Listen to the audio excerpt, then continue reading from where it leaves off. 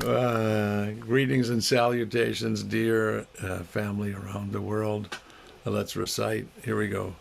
Toward the one, the perfection of love, harmony and beauty, the only being, united with all the illuminated souls who form the embodiment of the Master, the Spirit of guidance. Amen, amen. And let's listen in Espanol right behind us.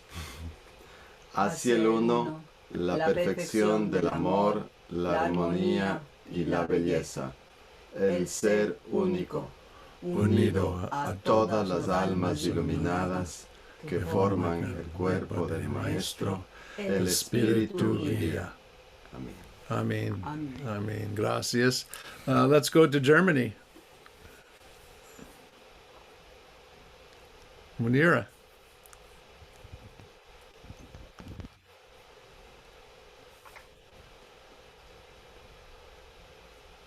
Den Eingeben der Vollkommenheit, der Nicht, dem einzig Seienden, vereint mit all den erleuchteten Seelen, die den Meister, den Geist der Führung verkörpern.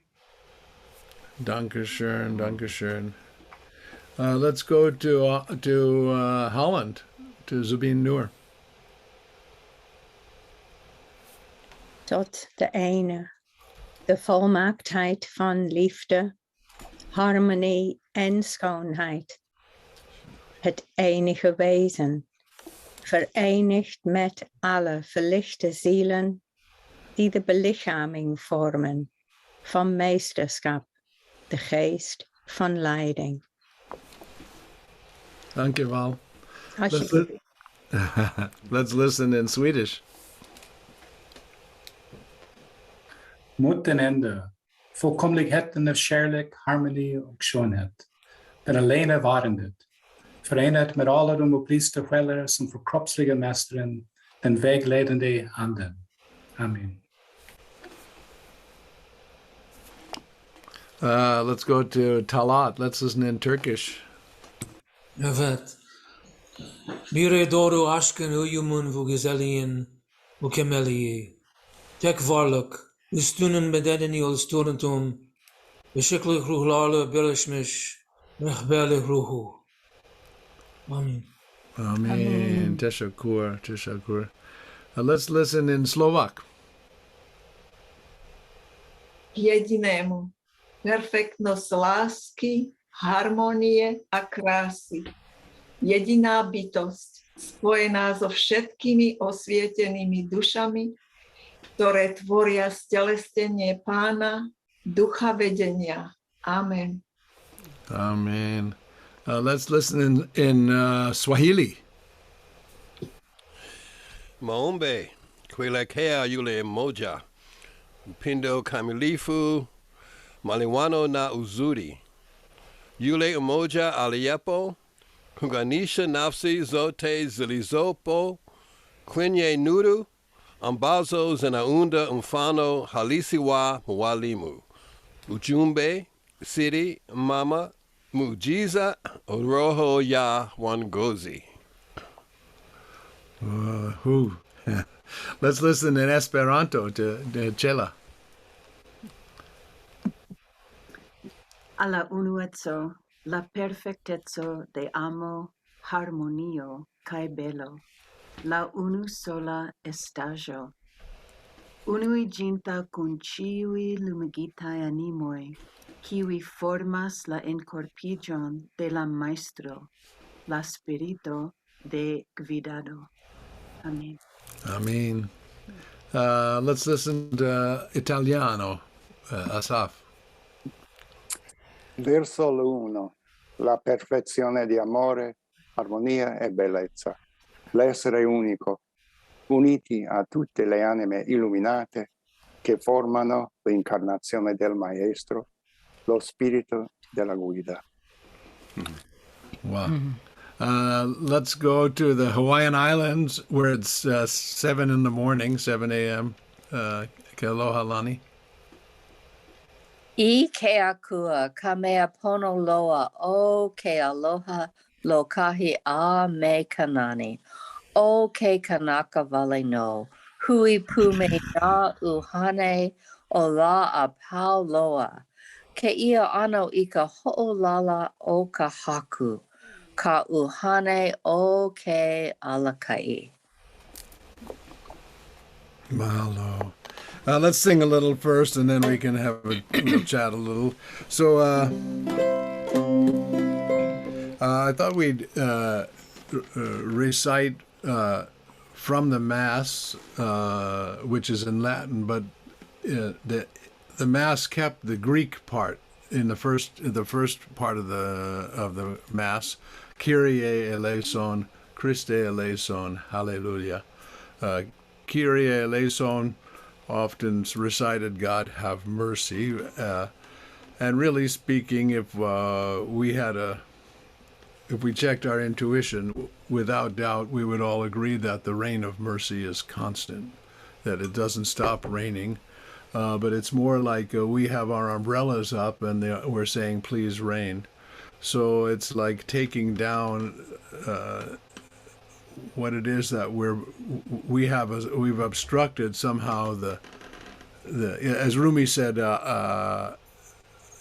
for 60 years I've been forgetful, but not for one single second has this flowing toward me ever stopped or slowed. So Kyrie eleison, Christe eleison, and then it goes to the Hebrew, Hallelujah. And it's a kind of a joyful version of it. Having listened to the invocation in so many languages, it points to the reality, which is we're all one body. And so if you take care of your hands or your feet, that's natural. And so we all have that intuitive feeling that it's our privilege to care for every part of our body, the whole world.